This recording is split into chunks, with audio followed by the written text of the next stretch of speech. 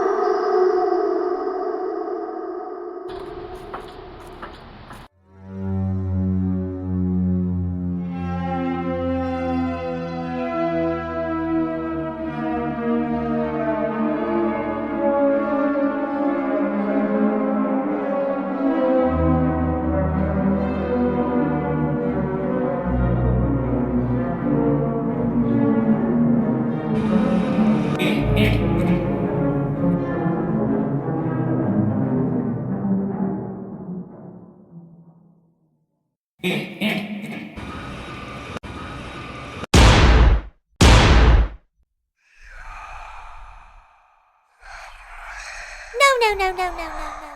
நான் ஒரு ராஜாவின் மகள். அதனால் இந்த அரண்மனை எங்களுடையது. நாங்கள் பல மக்களுக்கு உதவி செய்து வந்தோம். ஒரு நாள் நான் மற்றும் என் அப்பா காட்டு பக்கம் சென்று கொண்டிருந்தோம்.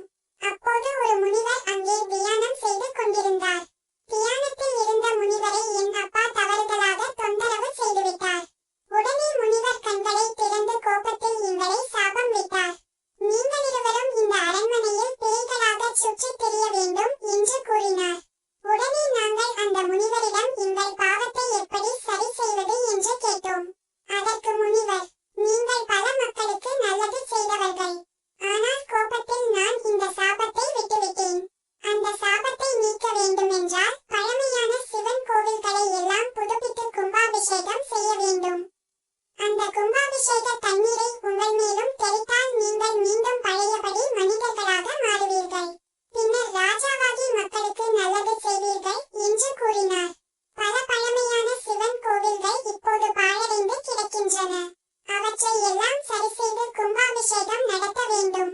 அதை நீங்கள் தான் செய்ய வேண்டும் என்று கூறிவிட்டு அந்த முனிவர் மறைந்தார். அதனால் தயவு செய்து நீங்கள் எங்களை காப்பாற்ற வேண்டும்.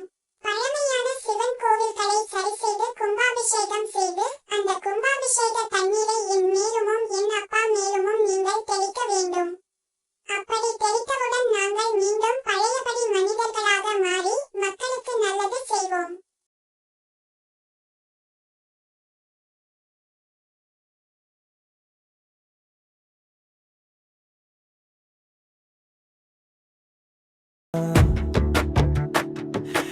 என் உள்ளம் தேடும் விடை உன் பாதத்தில் மறைந்ததே. பல கோடி உயிர்கள் வந்து பார்வை ஒன்றை வேண்டுகின்றனர். ஒரு நொடி உன்னை கண்டாலே பிறவி பலன் கிடைத்ததென நினைக்கின்றனர். யாரின் துயரை நீ துடைப்பாய் என்று அறியேனப்பா. ஆனால் நீ இருக்கிறாய் என்ற என்றனே. என் இருளில் ஒளியாகிறது.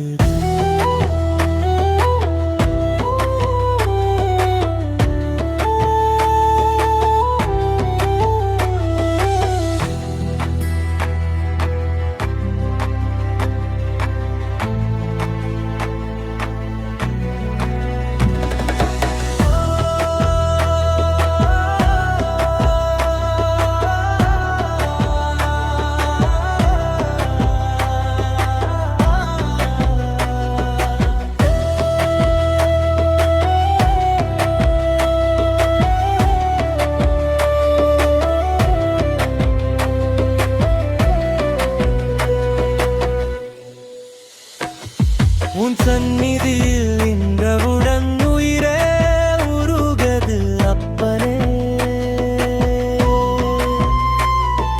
கண்ணீராய் சொரியும் என் மனம் காரணம் என்ன சொல்லுவாயே.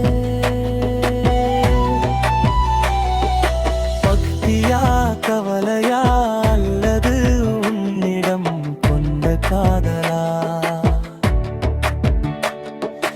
என் உள்ளம் தேடும் விடை உன் பாதத்தில்